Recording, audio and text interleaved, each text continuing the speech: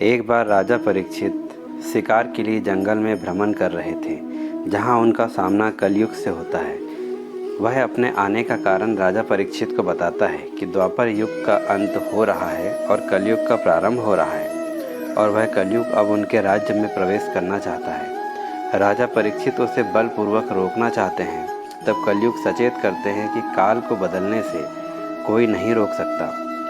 राजा परीक्षित कलयुग के आग्रह करने पर उसे 4 स्थानों पर रहने की अनुमति दे देते हैं।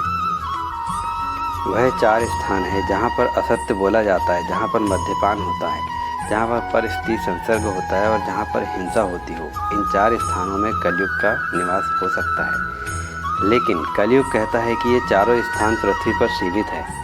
तब राजा परीक्षित उसे सोने में यानी स्वर्ण में भी रहने की अनुमति दे देते हैं। तब कलयुग राजा परीक्षित के सोने के मुकुट में जाकर बैठ जाता है।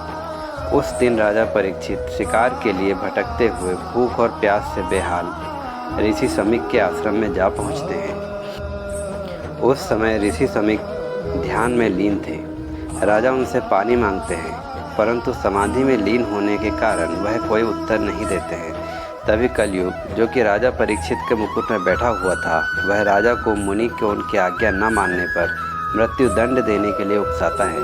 परंतु राजा अपने आप को यह कार्य करने से रोक लेते हैं, लेकिन क्रोध के कारण वह पास ही पड़े हुए मृत सर्प को ऋषि के गले में डालकर वहां से चले जाते हैं। नदी में स्नान कर रहे ऋषि समीक के पुत्र श्रृंगी को दूसरे ऋषि कुमारों द्वारा जब यह पता चलता है कि राजा ने उनके पिता का अपमान किया है, तो वह क्रोध से पागल हो जाते हैं और तभी नदी का जल अंजुलि में लेकर वह श्राप देते हैं कि जिसने भी उनके पिता का अपमान किया है, आज से ठीक 8वें दिन तक्षक नाग के काटने से उसकी मृत्यु हो जाएगी। ऋषि श्रृंगी जब वापस अपने पिता ऋषि समीक के आश्रम आते हैं, तब ऋषि समीक अपने पुत्र को समझाते हैं कि तुमने एक छोटी सी भूल के लिए एक यशस्वी धर्मपालक राजा को ऐसा श्राप दे दिया जो तुम्हें ऐसा नहीं करना चाहिए था।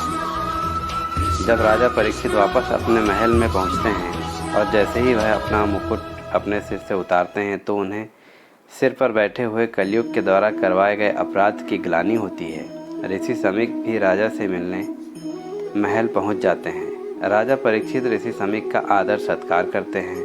ऋषि समीक उनकी सराहना करते हैं और उन्हें अपने पुत्र श्रृंगी के द्वारा दिए हुए श्राप के बारे में बताते हैं। यह ऋषि समीक राजा परीक्षित से कहते हैं कि इस श्राप के प्रभाव से आज से 8वें दिन उनकी मृत्यु हो जाएगी और इसको कोई नहीं बदल सकता है। वह राजा परीक्षित को सलाह देते हैं कि तुम्हें इन 7 दिनों में अपने परलोक सुधारने का प्रयास करना चाहिए। तुम्हें अपने गुरुजनों से मिलकर सलाह लेनी चाहिए। यह सुनकर राजा परीक्षित तुरंत ही अपने गुरुओं से मिलने के लिए जाते हैं। तब उनके गुरु उन्हें सलाह देते हैं कि उन्हें महर्षि वेद व्यास के पुत्र सुखदेव जी के पास जाना चाहिए।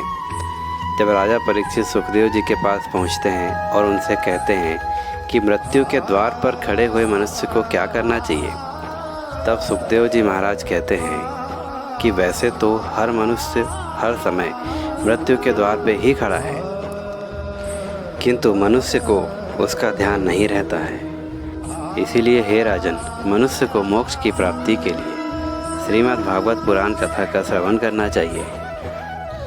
तब राजा परीक्षित सुखदेव जी महाराज से श्रीमद् भागवत कथा सुनाने का आग्रह करते हैं। इस पर सुखदेव जी महाराज राजा परीक्षित को पूरी कथा 7 दिन के अंदर सुनाते हैं। अगले वीडियो में हम जो सुखदेव जी महाराज ने राजा परीक्षित को कथा सुनाई है, उसके बारे में सुनेंगे।